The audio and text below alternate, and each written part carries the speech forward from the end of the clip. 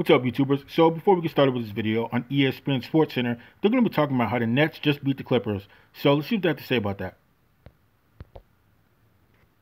You don't have to apologize to me because I agree with everything you said. The Nets win in the end, partly maybe because of that, but also because of the high-level performances of the two stars who did play in this one for them in Kyrie and Harden. What impressed you most about those? Those two guys balling out of control.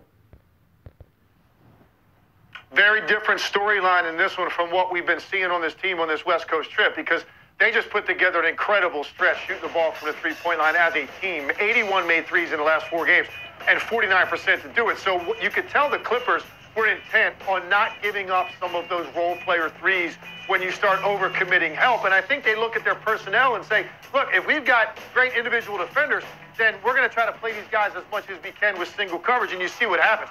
Great shot making. James Harden with the jab step three. Kyrie Irving there with a little pull-up mid-range. And then he gets the switch here and just blows by Morris, knowing that they've got a small lineup on the floor and there's 2 guards underneath the rim if he can get by Morris and get all the way to the rim. So this was a different storyline, and this is what we saw a lot of early with this team, which was basically just great shot making every night out of their top 3 guys. Then they went out west, and you saw that ball start hopping around, and you saw guys get unbelievable looks. And now you say, well, how is anyone supposed to deal with that when they move it that way? Now was the answer against an elite defensive team, particularly in the perimeter, loaded it with guys that can guard these 2 players, and yet their individual greatness when they weren't allowing the pass to be made, and the array of shot making was just off the charts. And it's amazing because Kevin Durant's their best player, and he wasn't out there. The Clippers are at full strength, and they still couldn't deal with these 2 guys. It's really, you look at them, Scott, and say, how is anybody in the Eastern Conference supposed to deal with that? You're not supposed to deal with it because you can't deal with it because those boys are balling out of control. And as you already know, like you said, Kevin Durant wasn't even playing with them, so it can get even worse.